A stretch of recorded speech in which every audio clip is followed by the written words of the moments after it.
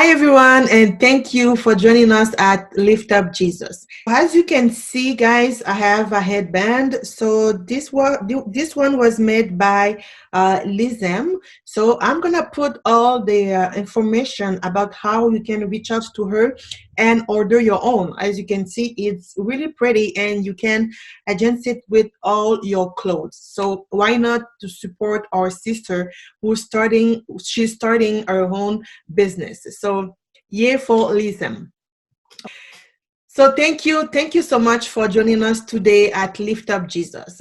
So we have one of our sisters. She's gonna tell us about what God has done into her life. So without wasting time, please see with me our sister for this week. So hi, Sister Abigail. How are you? Good, I'm good. How are you? I'm really good. Thank you.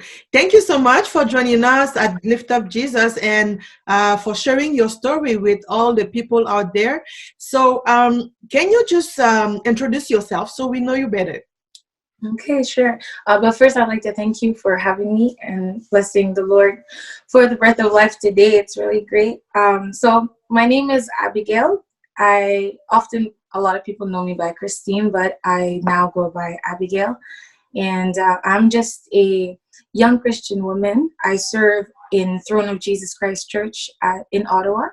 And yeah, that's me.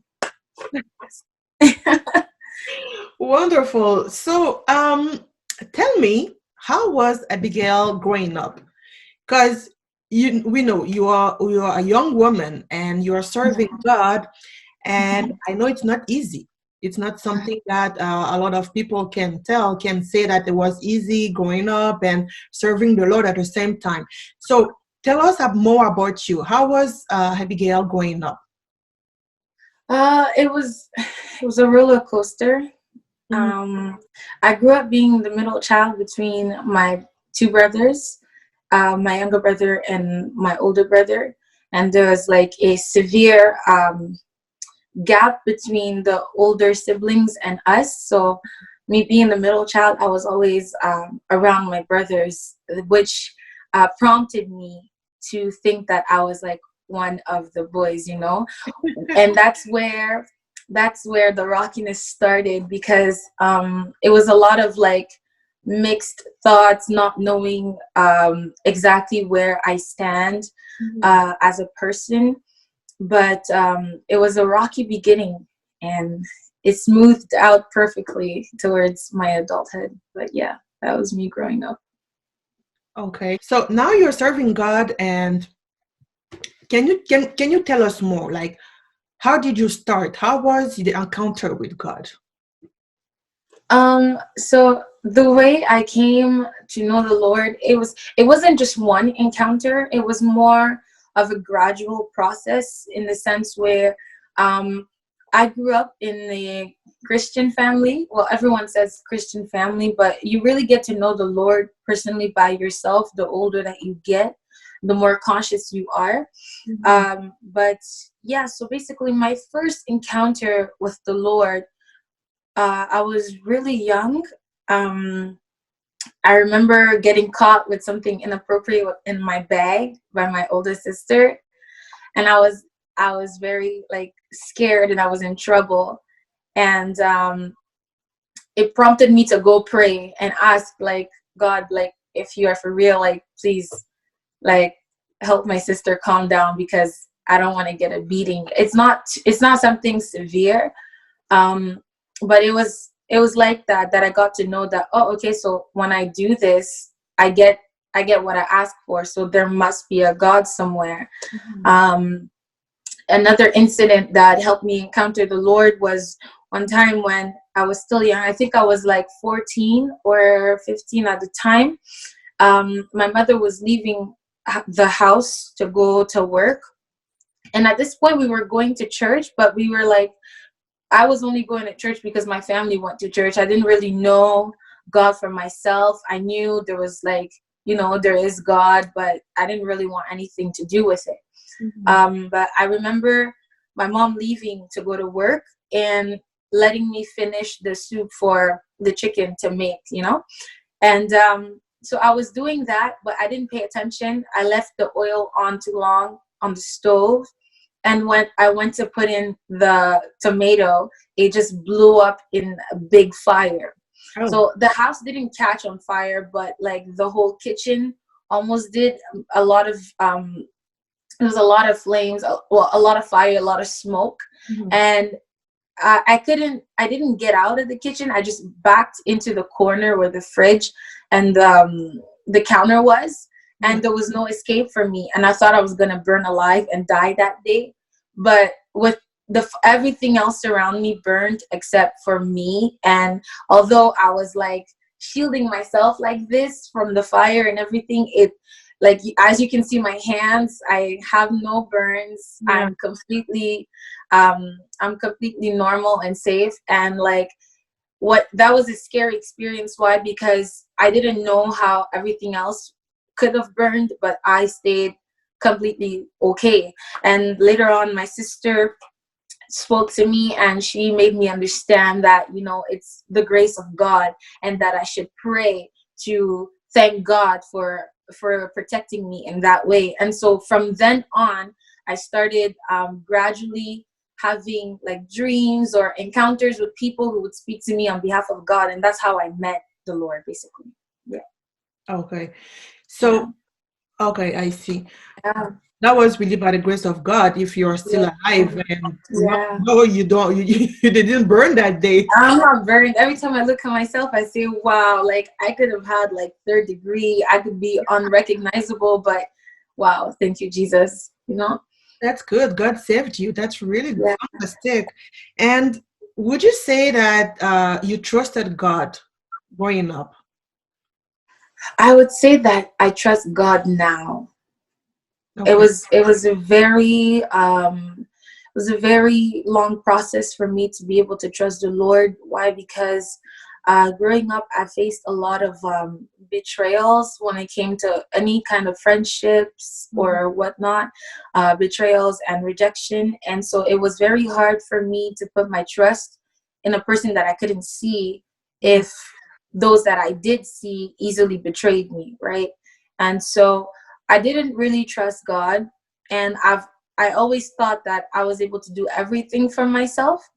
And so it took me a long time to actually acknowledge that I am prideful, in the sense where even though I know that I should be trusting God, I would refuse to, because I thought that if I were to do something, it would have a better outcome for myself Mhm. than if He were to do it for me. Yeah. So it took me a long time, but now I'm starting to learn how to put my faith in Him, my trust in Him completely. Yeah. So, you taught us that you grew up in a Christian family, but you felt like um, you were feeling alone, like you Mm-hmm. weren't part of the family. Mm-hmm. Can you tell us more about that? Like, how come you said you're coming from a big family? So you're supposed to be surrounded by your family. So how come you were feeling so lonely? So I have a big family. We are seven of us. So I have six siblings, three brothers and three sisters. And but at the time, as I was growing up, although I was around everyone, I still felt like I was by myself, because no one really knew what was going on with me and what the battles I was facing were. Oh, not only because it's not that they didn't want to know, but it's just that I never spoke up about it, and I never knew really how to. And so I would find myself dealing with some things like friendships, for example, betrayals. Oftentimes, you know, you're growing up, you're young, you don't often get along with your brothers. So with me and my brothers, we're always like cats and dogs, like oftentimes. And that also played into the whole me feeling like there is no worth to my being alive, or there is no worth to me being around here, because I feel like if I'm friends with someone, or if I have any type of relationship with anybody, it always ends badly, or I just didn't feel loved in the way that I wanted to be loved, right? And so that made me feel like a whole separation from everyone around me, despite the fact that we were always all together, Yeah. basically. So you were facing real battles. I mean, suicidal and depressive thoughts. That really serious. Yeah. Yeah, that came along with all the issues. Like I won't keep this to myself. I feel like the Lord wants me to say this, but growing up, I never knew how to really forgive myself for this one thing that happened to me, although I know that it wasn't something that I did consciously Mm. because I was ignorant and I didn't know what was happening. There came a time where I was taken advantage of, and that it played with me because I thought that I was dirty and I wasn't worth someone's time or even worth God's time. And I thought that if people could take advantage of other people, then maybe I'm just messed up. Maybe like I'm just not good enough for life in general. And so growing up in a family where they're teaching us that, Jesus is the solution to everything. We go to church every Sunday. We are preached a new word every week. But I didn't know how to live. I didn't know how to balance Yeah. my battles with what I was facing. I didn't know how to let the Lord really come in and fight for me in those battles. So like being a Christian, they always talked about like, oh, how life is really good when you have Christ and life is easier and things are much better, but they never really taught me how to fight what I'm dealing with. Like, let's say at one point I was very suicidal. I thought that my family would be better off without me. So I went ahead and I wrote a letter and everything. I was ready to go through with it.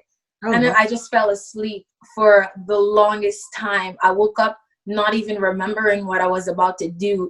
And then it's only a couple years later that I remembered that, oh, I was really about to do this. Like this almost really happened. But yeah, so I was facing suicidal thoughts. I was really depressed in high school. It took a toll on my marks. It took a toll on my assignments, my presence in class. I just didn't want to be anywhere. I just wanted to be by myself all the time. And it was really hard because though I was receiving the gospel that is all dressed up and all like flawless, but I didn't know how to use that flawless version or that dressed up version of the gospel to actually heal my heart. I was out here feeling suicidal but singing in the choir. I was here depressed but telling my friends what they should do in situations regarding such and such thing, being the wise one while I was the one almost dying in my own battles. But what happened? What was the trigger? I mean, you were singing in the choir, and you're coming from a Christian family, so you're supposed to have it all. You're supposed to have everything into place for you to be able to lift yourself up. So, what do you think there was a trigger? There was something happening to you for you to feel that way? It's words. The thing that triggered me in the time was the fact that I didn't have much self-esteem. So anything anyone would say would absolutely break me down, and it would play with my mind. And so the devil would come to me with thoughts like, oh, like they did this or they said this to you because they really think this is how they see you, this is how they don't like you like this, they don't appreciate you, they don't notice you, you're not, because I've always been like, I grew up being very low key. I wasn't really like one of those loud girls or popular girls. I was always like shy, restrained. I didn't know how to speak much, and so I was always scared of everything and anything. So anytime anything negative would happen to me, it would play on my self-esteem. It would play on my mind and my emotions, because I used to be a very emotional young girl, young teenager. So it would play on that. And since I didn't have control over that, since I wasn't taught how to control all those things, the devil would easily come through to me through my thoughts. And and the trigger to that was the betrayal in the friendships that I wasn't expecting. Like, you wake up one day and all your friends just decide to no longer be your friends. And it just didn't make sense. It was either you're the most unluckiest person on the earth, or it's God that wants this for you. And I couldn't imagine that a God who was supposed to love me would want so much suffering for me. So I thought that maybe he also doesn't. So let me just get this over with it, because I cannot deal with this pain anymore, with all this betrayal coming left and right. I can't deal with this, so let me just end it. So that's where it was coming from. But don't you think maybe all the betrayal was the way for God to protect you against those? Today, sorry to cut you off. Go ahead. That's okay. No, Don't you think all the betrayals that you went through was a way for God to protect you? see, today I know that, and that's why it's so important for leaders, spiritual leaders, to teach young people how to deal with what happens in their lives, how to deal with their emotions. Because if I was taught that the Christian life is not always roses and candy, I would know that I have to go through betrayals. I would have known that I have to go through rocky stages. I have to walk through deserts in order to get to where I am today. But I didn't know that at the time. And I was ignorant of that fact, of that side of the gospel, you see. So when I was thinking all of these things, I had absolutely no idea that it was for my best. In fact, I thought that it was only to ruin me. I thought, the power in the universe is against me. So, of course, that's how I felt in the time. But now, having grown, having understood all of that, I see that there couldn't have been anything better for me than everything that happened. That was the best possible things that could have happened to me for me to be where I am and be who I am today. Yeah. So how could you so you went through all your suicidal thoughts, all the depression, and basically by yourself. So Yeah. you didn't tell your family what was happening and No, what you my were going family through. doesn't know. So nobody have noticed nothing. I mean, No. One of my sisters that I was very close to, Abiti, she probably knows like a little bit of things that were keeping me down, but like from being abused a couple times and being suicidal and depressive, they didn't know that, and oftentimes because it was reflecting more in my studies and my education, it just seemed like, oh, Abigail is slacking off. She doesn't want to go to school. She's just lazy. And like, there wasn't any digging deeper as to why is this girl declining like this. She went from A's to absolutely nothing, and it was something that could have been it was a question that could have been asked, but that was never asked, so. Yeah. so then from there, would you say that you healed from all the betrayal, from all the things you went through? Like, how did you happen to come stronger? All the things you went through during your adolescence. In order for me to come out of that, I had to talk, but not necessarily talk about what I was going through, but talk to people, older women that I saw as spiritual leaders or mentors, who really helped me when it came to my self-esteem.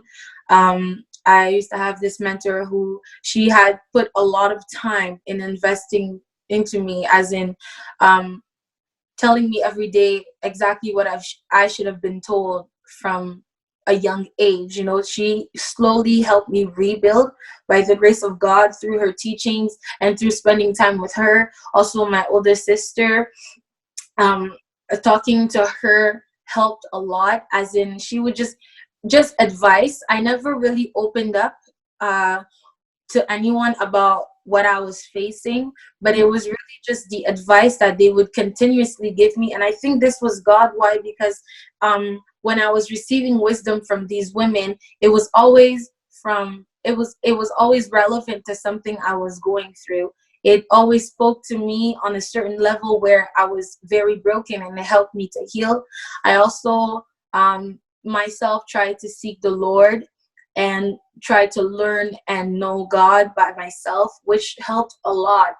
It helped boost my confidence, and it helped, as soon as I learned that yes, the Lord does love me, that uplifted, that took away a certain like amount of burden that I was carrying on my shoulder, and it made it lighter, and it made it possible for me to begin feeling confident, knowing that okay, there is a higher power, there is a higher God who does love me, even if people that I know don't necessarily do, but I know for sure that he does, because I had proof.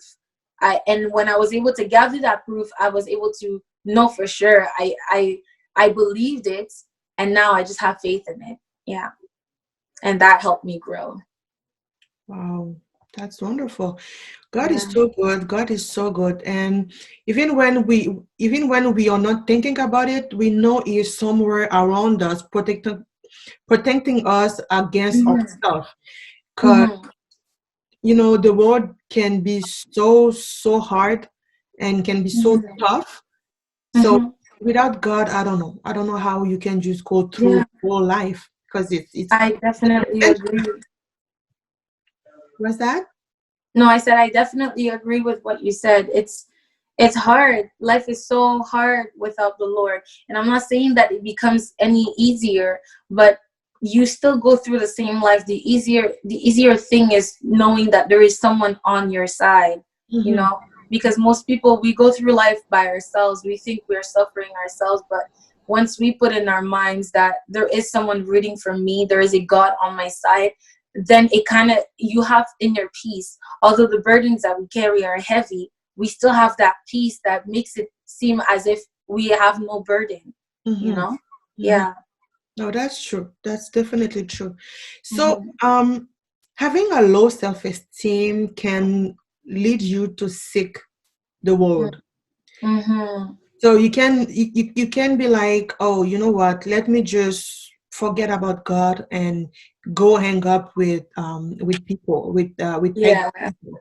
So it is that was your case. That was my case. And I'm not gonna sit here and say I was a party girl, but I tried. Mama Mhm. Safia, I tried so hard.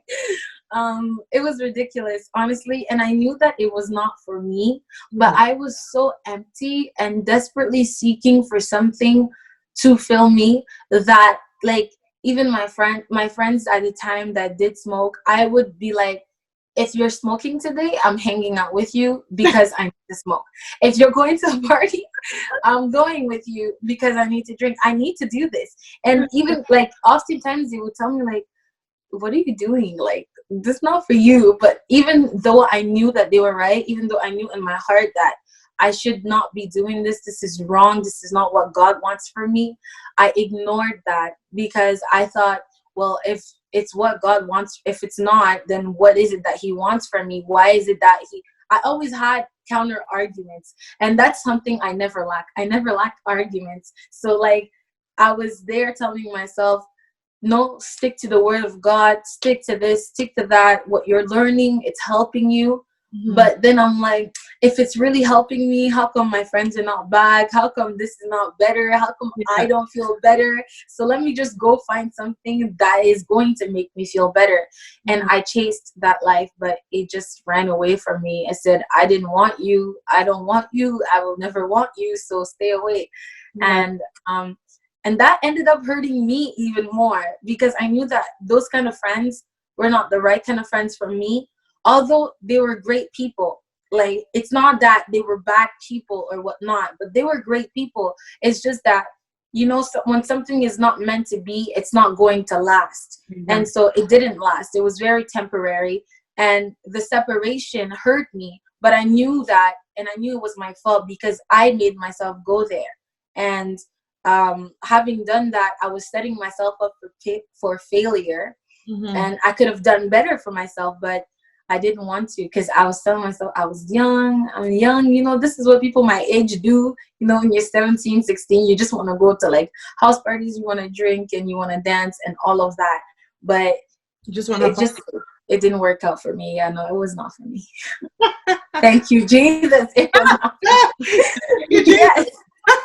Yeah, because no, so it's not Mama Safia. Like, I'm thinking about the fact that if the Lord had even allowed me to feel comfortable in those things, I could have made so many mistakes. I could have done so many things that could have been bad for my health, for my person, for the rules that I set myself. I could have broken all of those, but the Lord always put a spirit of fear in me when it came to anything beyond drinking, anything beyond smoking, anything that went to the other level. I was always scared. So I always kept myself in the simple things, like just smoking a little and drinking a little. But anything else than that, the Lord has always put a fear in me that I thank him for today, because if I was not scared, I would have done absolutely everything and anything. But thank you, Jesus, for the grace. Yes. So you were trying to blend in the crowd, if I can. I was, yes. I was And trying very just, hard. you just end up trying to smoke, to drink alcohol, Mm-hmm. party, Yeah. clubbing, maybe also. No, never went clubbing out because I was Oh, young. I was like, what? Like, it was between being 15 and 18-ish. This is when this was going through. So I never got to set my feet in the club because I became conscious. The Lord saved me and I could never go back. But like, I went to a house party that was almost like, it was club vibes, but it was really just young people. So not yeah. really. Yeah. That's good, despite the fact that you were chasing the world, but Mhm. God saved you and you never went Yeah. to the club. Wow. Yeah. I bless the Lord. It's a grace that I did not deserve, but I bless God because it really saved me. Yeah. Mhm. You know, no one deserves God's grace, but Yeah. we are all here by His grace, and that's it. Mhm. So, Amen. could you say that being prideful was a way for you to protect yourself against other people? Absolutely. Yes, because I always had this need to have friends, need to love and be loved. Mhm. And because I didn't have that, it was easy for me to be hurt. So acting up, having pride in me, acting like everything is fine, I have what I need, I don't need you, I don't need that, I don't need this, I don't need that. That was like me protecting myself. That was me trying to make sure that there wouldn't be anyone or anything that would come close to me and then leave me, and then that them leaving would destroy me. So I was trying to prevent that. So saying like, it was hard for me to ask for help. It was hard for me to admit that I needed help. It was hard for me to even never say I'm sorry, or to even ever like admit that I did something, or whether it was wrong or whatnot. It was just that was never me. I was never that person to be like, oh, like, I'm going through this, I need your advice, help me. Nope. I didn't want to seem vulnerable, and I didn't want to seem weak. So I advised others and didn't really talk about me. And if so, like, if someone were to say like, oh, I'm going through this, I'd be like, yeah, I understand what you mean. And I think you should do this, that. But it's like things that I would do for other people, I didn't do for myself. And I didn't allow myself to talk about it because I was prideful. I just thought that I would let me give off this image of me being like this perfect Christian girl that everything is going well for, everything is good for her. She's on God's side. She knows God. Even if I knew nothing about God, I just always gave the impression that I was a professional when it came to the Bible. And then I met a professional, and then I realized I knew nothing.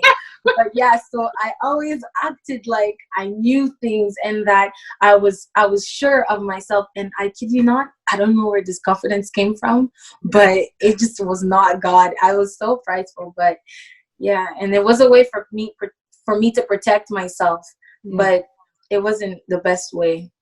So you just wanted to pretend that you are, Yeah, or you wanted to. yeah, I got really good at pretending. It Mhm. was like as soon as I stepped out of my room, not even out of my house, as soon as I stepped out of my room, had my game face on. I'm good. Don't talk to me about anything. Nothing is wrong with me. I am just fine. But I was so broken. Yeah. Yeah. Oh. Yeah. So how how did you heal from this brokenness? How God helps you to be full of Him, to be less broken. He he did that by breaking me some more. Oh, Like, okay. yeah. Oh, Yeah. Why do I say this? Is because I needed I needed to be broken. I extremely needed to be broken. Why? Because um it I wouldn't be able to, like, today, if someone were to talk to me, I wouldn't be able to relate to a person if I didn't go through the things that I did. So for me to even want to have compassion for someone, to talk to them, for me to even want to love people who will not necessarily have the same type of like compassion back for me, I had to be broken. And it's something that that's how God wants me to be. He needs me to be compassionate. He needs me to be loving. He needs me to be kind and gentle and all those things. If I was not, if I hadn't been broken, I could never be like that. I could never understand that people need gentleness. People need to be kind to others. People, because there are people in the world that they put up a front like I did, but they only need some compassion. They only need some love. They only need this, that, and I needed that. And so for me to heal from that, God had to break me, and in order to rebuild me, and He did that just by allowing women that are around me. Like I say, like, I have very, very wise sisters, wise mentors, wise pastors around me throughout my whole from like 18 to my age now. I was surrounded by people that had a special kind of wisdom. Why do I say special? Why? It's because, like I said before, anything they said really related to me, really touched me, really helped me change without necessarily having to say what I was going through. So the healing also came personally by growing up, seeing what I was turning into, getting to know myself some more, getting to love myself and see myself as God sees me. And it honestly, everything just started falling together, although it was step by step, part by part. Um, it made sense in the end. how is your self-esteem? It's good. Only good, It's or good. you're like, let's say, on a scale of 10, how is your self? Scale of 10, I would say probably like 7.5 to 8. Oh, but Why that's do I good. say that? Yeah. Because I never want to be overconfident. I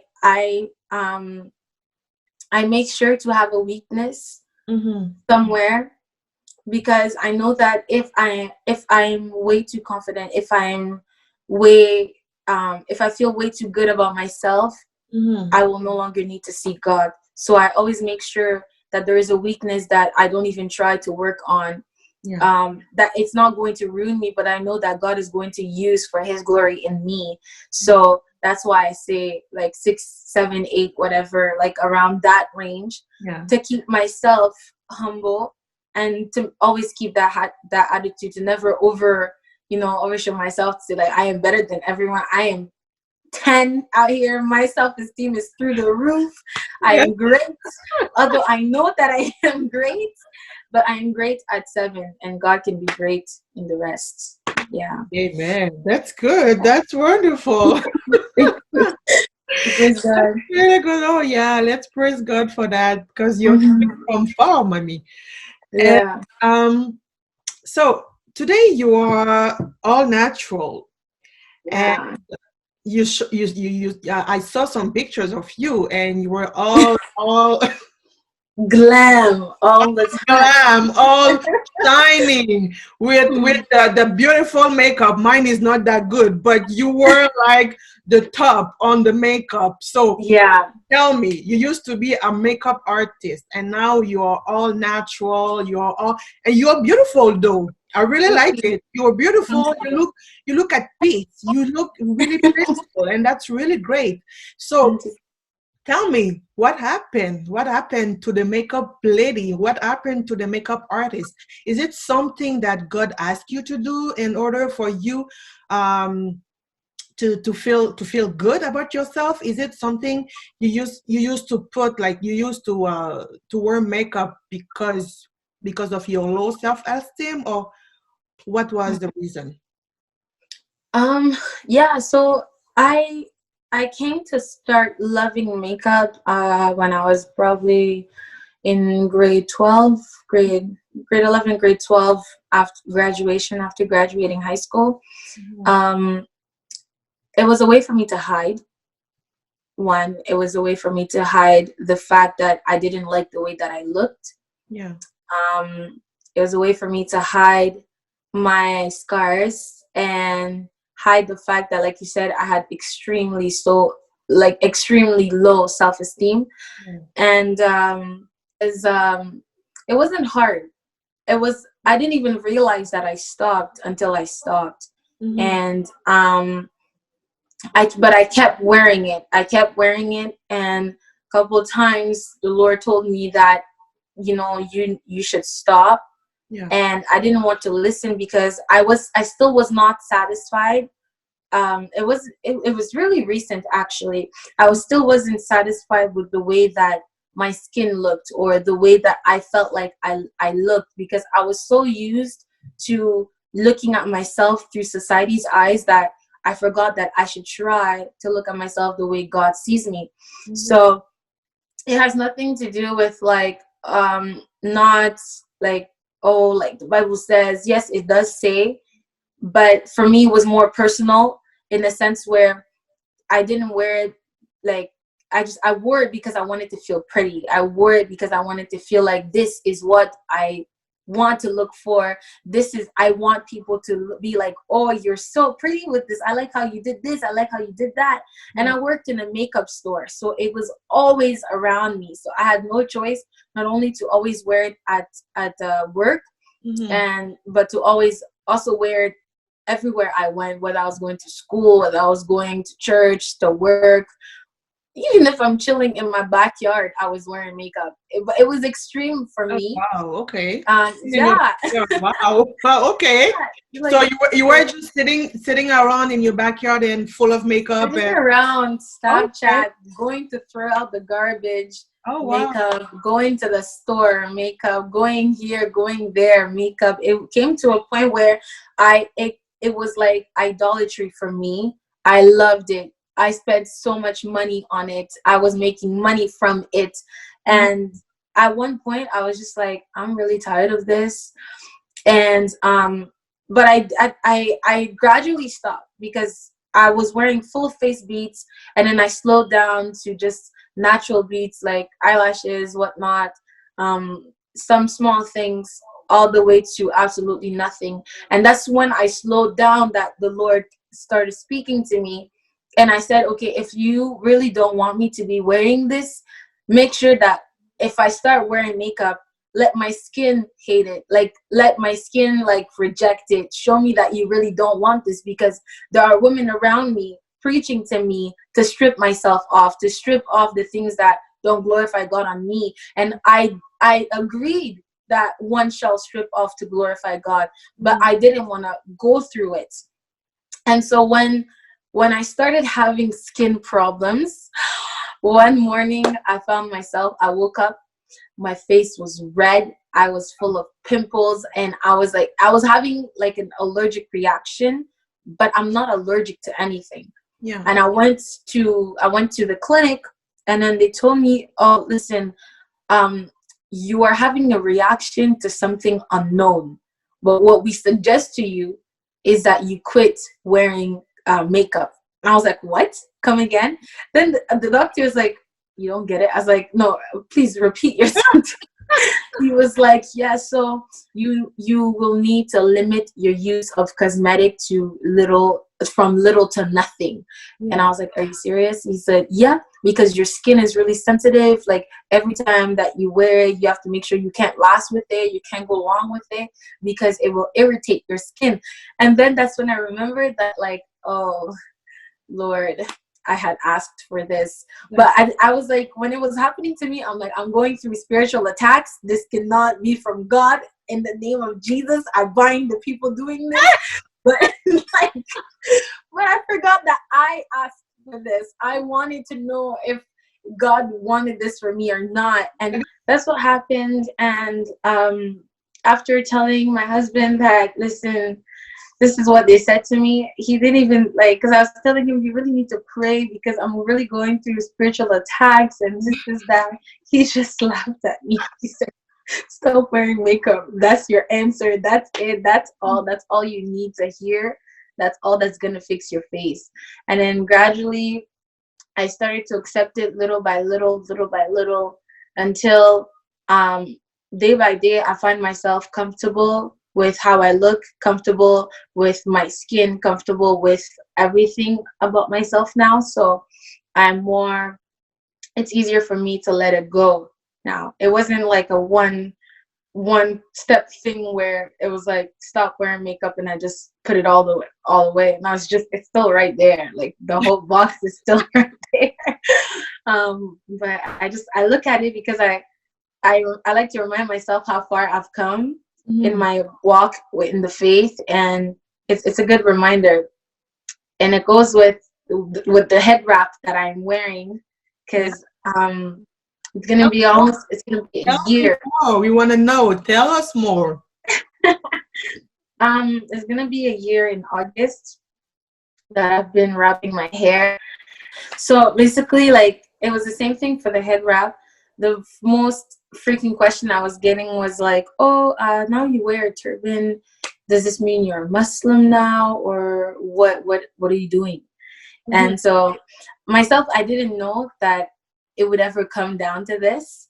I remember I was at work one day in the summer last year, and I was having like a mental debate about my hair, because I was telling myself, I'm really tired of this hair care.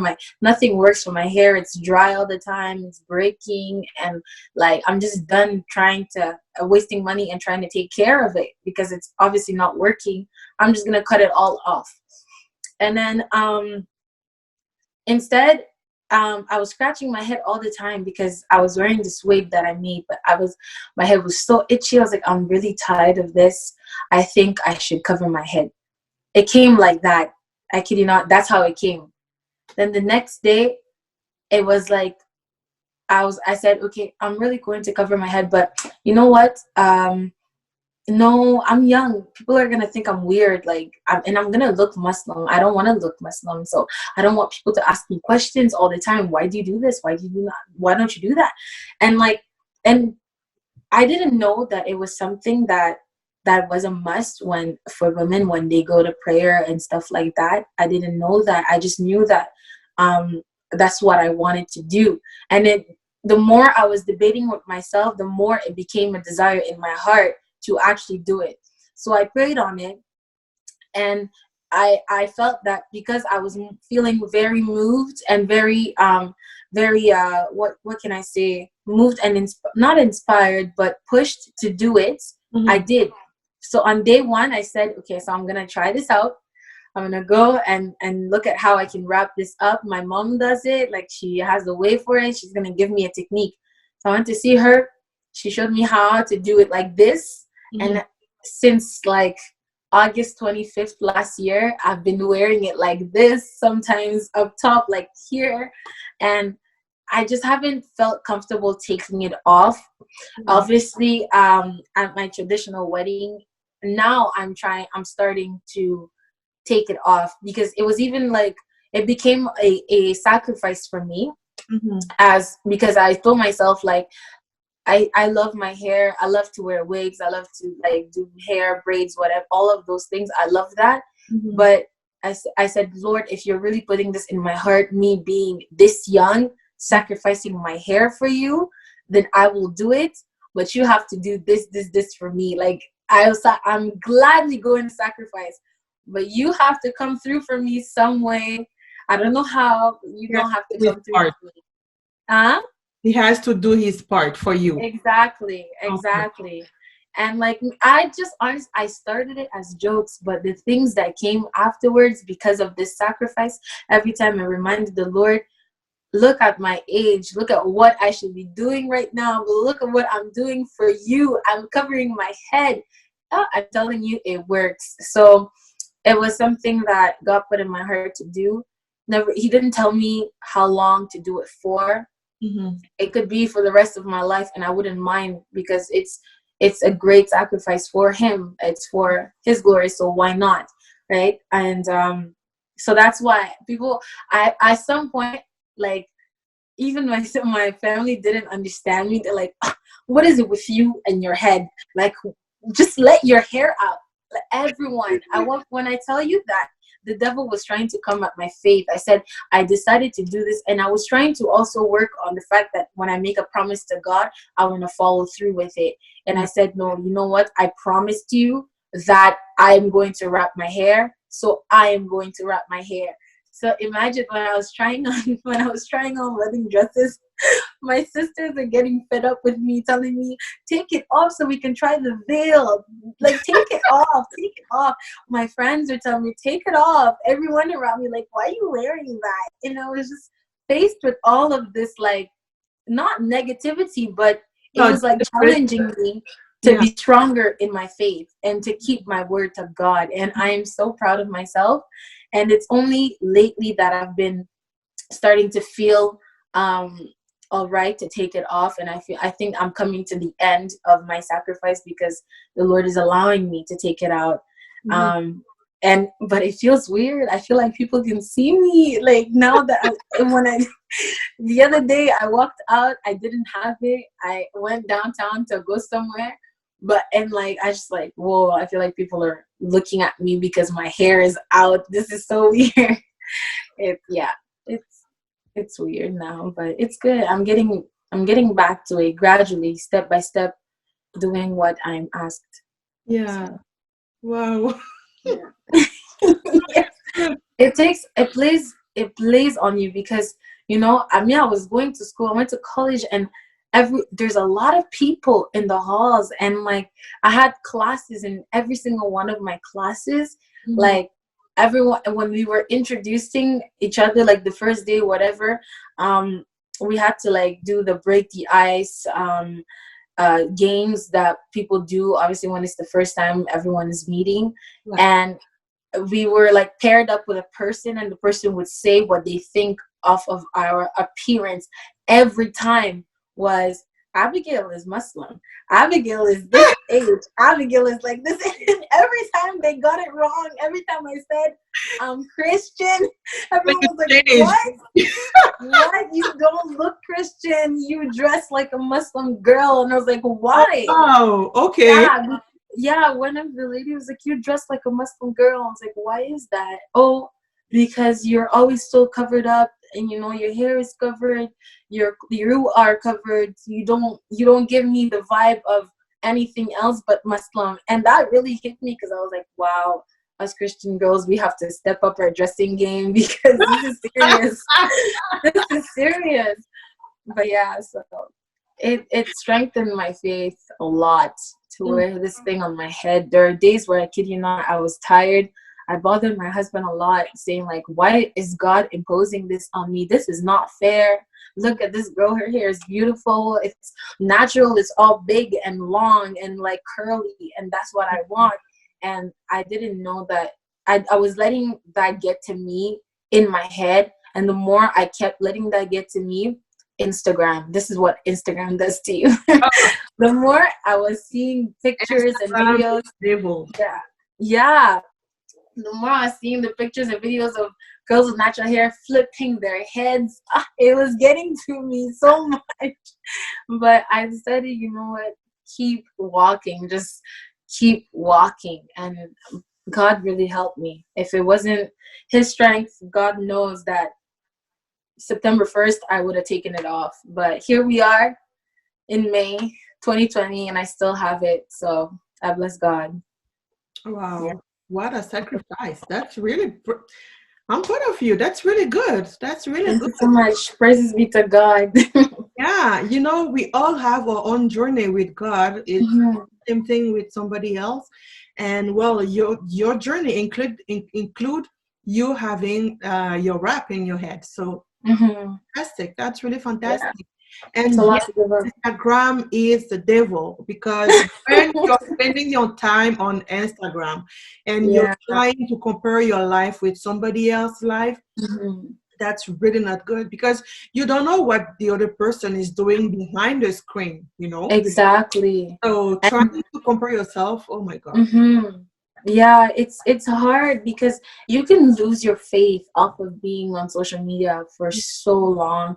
Even if like obviously there's like posts that uplift people, Bible verses being posted, but if you're constantly seeing something that makes you envy, that you wish you want to be, you're gonna disregard absolutely everything else. And that is something that a lot of people go through, whether they say it or not. We all see something on Instagram and say, oh, I wish I looked like this, and we become obsessed with it. It really brings us down. We have to be careful the amount of time we spend on there. Exactly. That's true. Mm. That was our small part of Instagram. Yeah. So, you kept saying that you are young, that you are married, and so and so. So, can you tell us again, if you're okay with that? Can Mhm. you tell us how young you are and since when you're married? I just got married in March here. I did my traditional wedding, so I'm traditionally married, and I'm in my early years, my early 20s. I'm not even past the 25 yet, but I'm in my very early 20s, Mm-hmm. and I bless God for that opportunity. It's not given to everyone. Yeah. So you are in your early 20s and you are yet a mama pastor.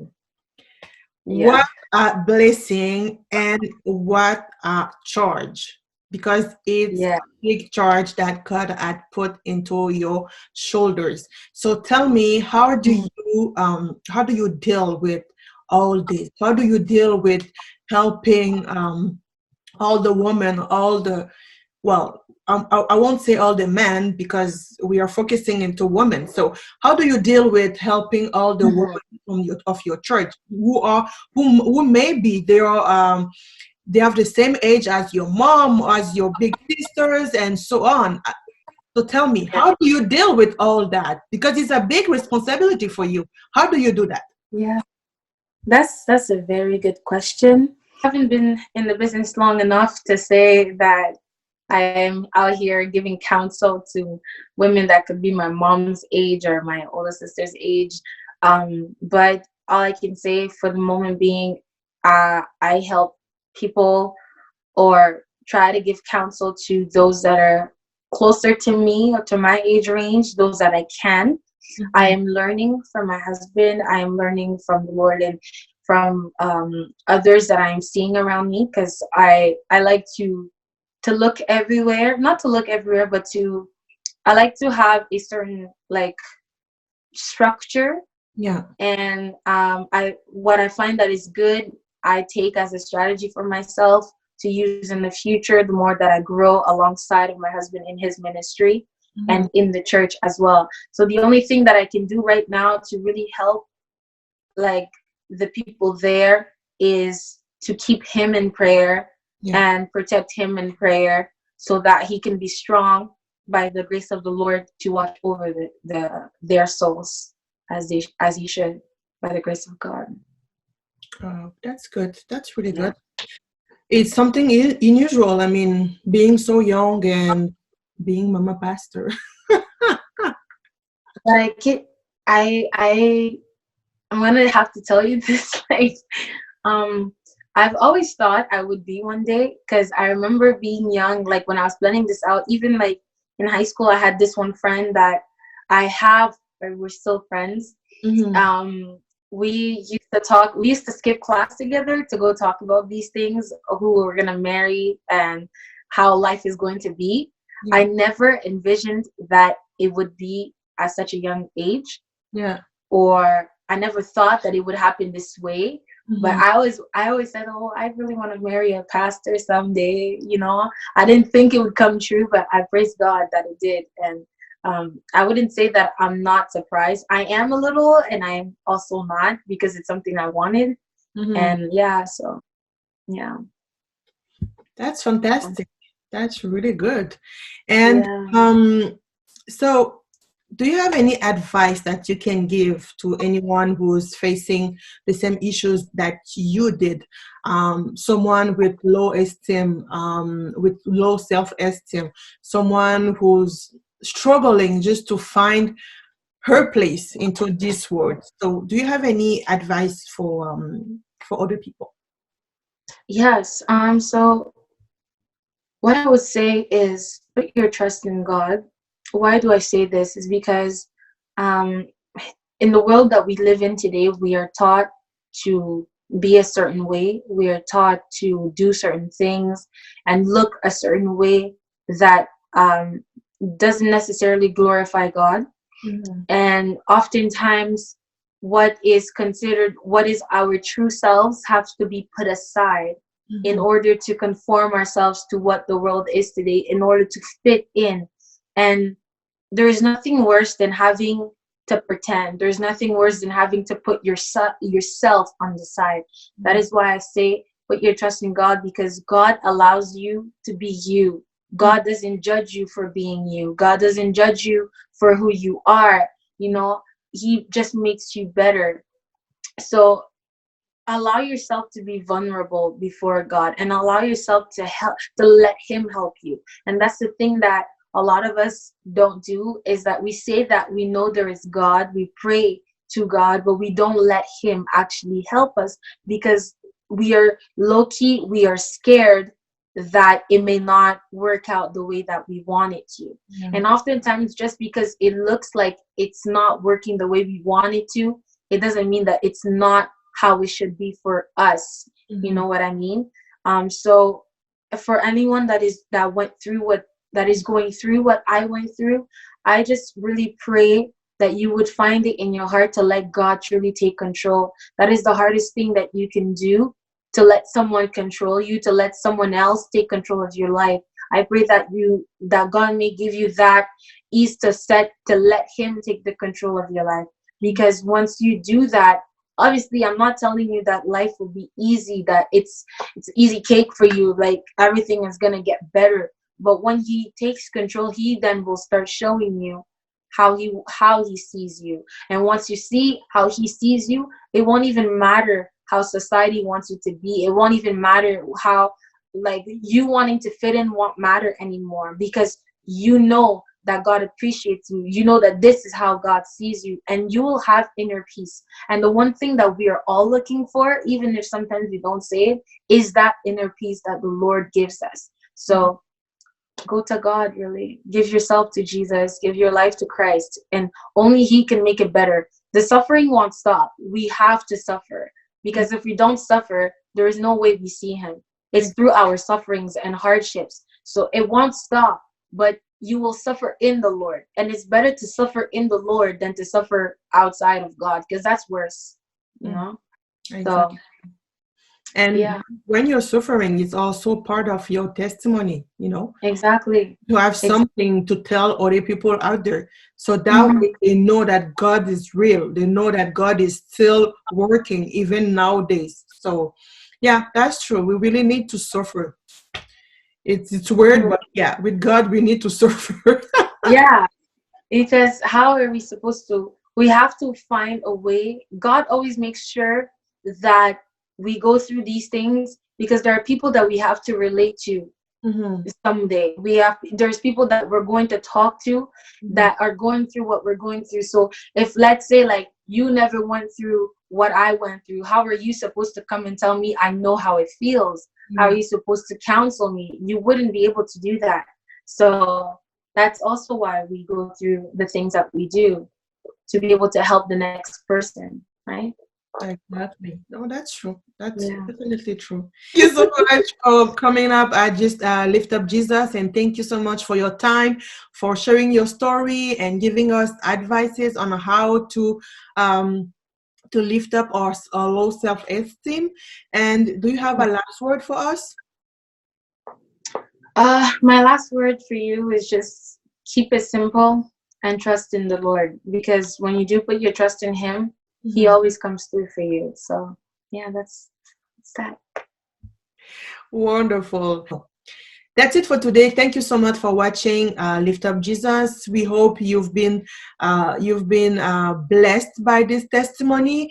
And of course, if you too, you want to share your story, you want to tell us what God has done into your life, you want us to take part of your journey, so feel free, contact me, and it will be my pleasure to share your story through this platform. So for now, take care and God bless you all. We love you. Thank you so much. See you next time.